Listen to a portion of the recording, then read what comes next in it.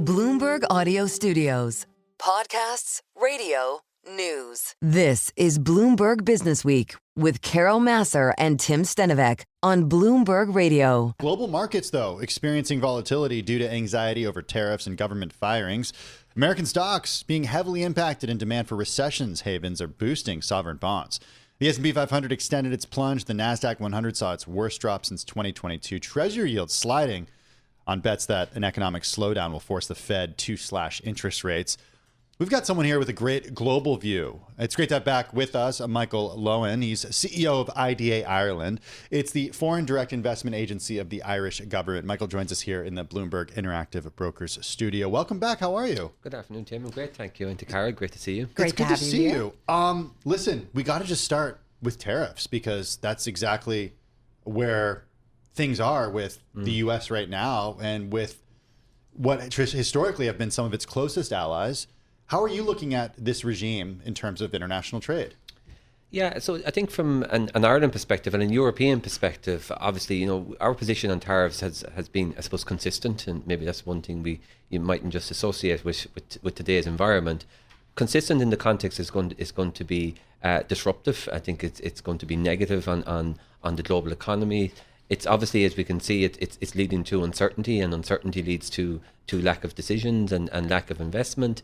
And we're very conscious of that from an Ireland perspective. And what we have to think about is, okay, from us as a small open economy, which we are within the European Union, how do we make sure that the stability, the proven track record, the trusted relationship that we've built over many decades, how do we ensure that actually comes to the fore? Because I fundamentally believe that for economics to continue to prosper, for companies to continue to invest internationally, they need locations like Ireland. They need to be able to go into locations that are proven, that are trusted, and are strong partners. And that's effectively what we're going to continue to focus on. Notwithstanding, there are headwinds in front of us. There are headwinds, and then there are headwinds. So, Michael, are you concerned about U.S. policies by the Trump administration impeding more foreign direct investment into your country? So I think I probably have mentioned over the last 2 years, we've seen a significant change in the competition for foreign direct investment. So that journey already started probably 12, 18, 24 months ago. But even so, you have a lot of big tech giants that still have very impressive setups over there. We do. We have a lot of big tech companies. We have a lot of big life sciences companies. A lot of big financial services and fintech companies. And the reason we have them is because we bring value, and those companies get value within Ireland. And maybe just to give you an example of that, if we look at the total output that comes from our FDI base in Ireland, it's over about 420 billion on an annual basis. 85% of that revenue is outside of North America. It goes to international markets. So Ireland is a real hub for international access, whether it's into Europe or across the rest of the world. And that has a flow back and benefit to those companies and investors in Ireland as well. Sounds like you're getting ready to go to Washington and make these arguments. Yeah, well, certainly this is the week that we, you know, from an Irish perspective, you know, we're working our St. Patrick's Week. We're making sure that all of those key points in terms of that partnership with Ireland is clearly understood. And remember, it's a two-way bilateral relationship. Ireland is now the sixth largest investor in the United States of America as well. So it's an incredible two-way flow, and that's come from being open and a trusted, proven partner. Well, I'm wondering, though, about this idea that the United States in the last couple of weeks has really shifted its position with allies and close partners, Canada and Mexico, for example. And the president has had words for the entire continent of Europe and the European Union as a result of what he sees as not sufficient spending on the continent's defense. Does it feel like the U.S. is as close of a trading partner and as close of a partner as it's ever been right now? So I think what we've seen over the last number of weeks, and in particular, we've seen a significant change in that engagement. There is no doubt. You've also seen the response from Europe, you know, and maybe a realization that Europe has to do more on defence, for example, which you've commented on, Tim. And I think all European countries, and particularly there was a summit last week and the week before, are committing to further engagement and spending in terms of security. And I think that has to be welcome because, you know, over the last 36 months, we've seen a very big change in the landscape in Europe. I think the war in Ukraine certainly was a very significant change in Europe, and that has changed perspective, and I think you've seen that response as well. But I do hope that if you think about the Europe and the US, it's the largest trading bloc in the world. There is 6 billion of daily trade between US and Europe. And I think protecting that, and if we look at what that looks like at the moment, the trade deficit is less than 3% between the two blocks. It's quite small in overall scheme. So you have to think about building on that, because I think there's more to be gained in terms of collaboration and working together as two significant blocks than there is apart. Are you, though, nervous? I am curious if you folks are nervous, though, about the relationship between the U.S. and Ireland changing significantly, based on what you've heard out of the White House so far. Yeah, of course we have to. We're very conscious that there is a change in terms of policy, but we're also very conscious that there's a deep, I suppose, relationship between the US and Ireland. It dates back, like last year we celebrated 100 years. The US was one of the first countries in the globe to recognise Ireland as an independent state. So it goes past, let's call it 6 months, 8 months, it goes back 100 years. Right. We would hope that stands, to the future. We look to it in terms of a close partnership with the US, and we look to bring value to the US. And as I say, it is a bilateral arrangement. We are a strong investor in the US economy, and the US is very important to the Irish economy, and we certainly would like to see that continuing. Is there concern that we won't see that continue?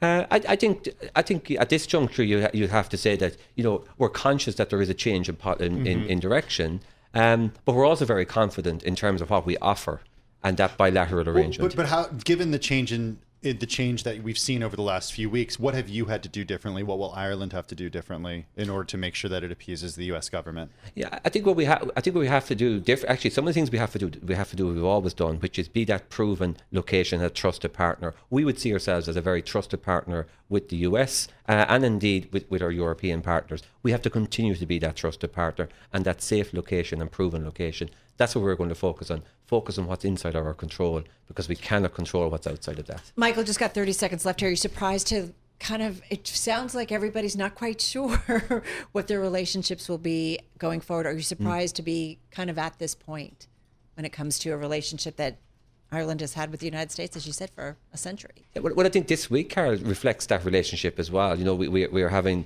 an entire week, in fact, an entire month has been designated now to recognise the heritage with Ireland. I think that's a very strong signal of the respect that exists between both nations. And I think we're very thankful for that as well and appreciative of that. And this week actually is a real opportunity for us to ensure to build those relationships, because it's like every partnership has to be worked on. And I think this is no different. And we're certainly in that I suppose, that focus this week is about ensuring that we put Ireland's best foot forward. Well, we hope we can hear more from you too on the other side of your time here in the U.S. Good to always see you. Michael Lohan. Thank you. He's CEO of IDA Ireland, the foreign direct investment agency of the Irish government.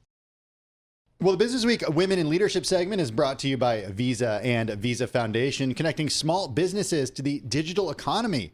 Today, and especially International Women's Day, they are committed to uplifting small business for growth. All right, folks, some news in the world of real estate today. Blackstone Mortgage Trust is preparing to sell its first collateralized loan obligation since 2021. I know, wild. CLOs, a $1 billion deal that shows the real estate investment trust pivoting away from its focus on office properties. So interesting development. Okay, this CLO is going to be backed by roughly 90 properties, and over 85% of the total dollar value will be comprised of apartment complexes and hospitality and industrial properties. That's according to people familiar with the matter. This by our own team at Bloomberg News. Yes, indeed. For more on real estate, we bring in Tamara Bowens. She is president and chief operating officer of the Dawson Company. Based in Atlanta, it's a real estate services firm that, in its own words, has developed, renovated, and or managed 5 million square feet of office, 1.5 million square feet of retail, and 15,000 and growing units of attached and multifamily housing. The company has projects in Bethel Park, Pennsylvania, Pensacola, Florida, and has completed many projects throughout Atlanta, Baltimore, Cincinnati, and more. She joins us from Pensacola. I mean, you have a great vantage point in terms of some of the real estate that's going on, certainly on the commercial side of things. Talk to us, first of all, big picture, how you would describe the real estate market. And you can be as specific, because I know geography makes a difference when we're talking real estate. Yeah, absolutely. So, as you probably have figured out, it's very complicated today. From our vantage point of development, we're really focused on, building communities. So back in the day, you could just build an apartment complex and move on to the next thing is more sticks and bricks.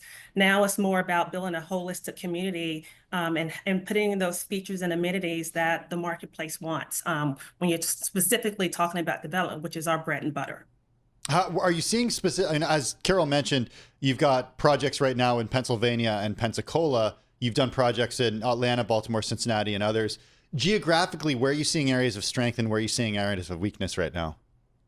It was very interesting. So our main focus right now is Pensacola. Pennsylvania was long ago, or Philadelphia was long ago. But like I said, Pensacola is our market focus right now. And what we realize is that, even smaller cities want what big cities have, right? So it's no longer building to the lowest common denominator, but it's really about elevating the status and the stature of what you build. So, I think there was a thought process before that smaller towns and cities wanted different things from big cities. What we're seeing now is this migration of the things that exist in a city like in Atlanta, like in New York City, are also welcome in these smaller cities. And that's exactly what we're doing as a company. We spent a good portion of our earlier part of our program talking about rates and where we're seeing, not where we're seeing, but where bond investors are seeing the 10-year go. How dependent is your business on rates? Rates are coming down. They're not coming down fast enough, of course, and it makes it more expensive to develop and to build. But if you're in the right market with the right fundamentals, the money will come. We're actually right now in the process of doing a public-private partnership in the city of Pensacola, at a property called Maritime Park. So it's a city park that we have the rights to develop 5 pad-ready sites. Right now, we're under contract to build a Reverb by Hard Rock Hotel, as well as luxury lofts. And then that'll be quickly followed by other lots, which will have an entertainment complex, as well as a luxury high-rise and a luxury hotel as well. So I want to go back to what you said about rates coming down faster. Do you see rates coming down faster because of concerns about a recession? Because if rates start to come down pretty fast, that means the Fed's going to be a little bit concerned about economic growth. Is that what you anticipate? Um, I don't have a crystal ball, but what I was really meaning is from a development standpoint, of course, we want rates to come down faster, Right. because money then is cheaper. But, as far as the speed in which it will happen, like I said, who knows? But I definitely think that you'll see some movement, but it won't be as fast as anybody wants to happen. You guys also partner with large asset managers to raise money and finance these projects. How has it been, the fundraising environment over the last couple of quarters, and how has it been this quarter?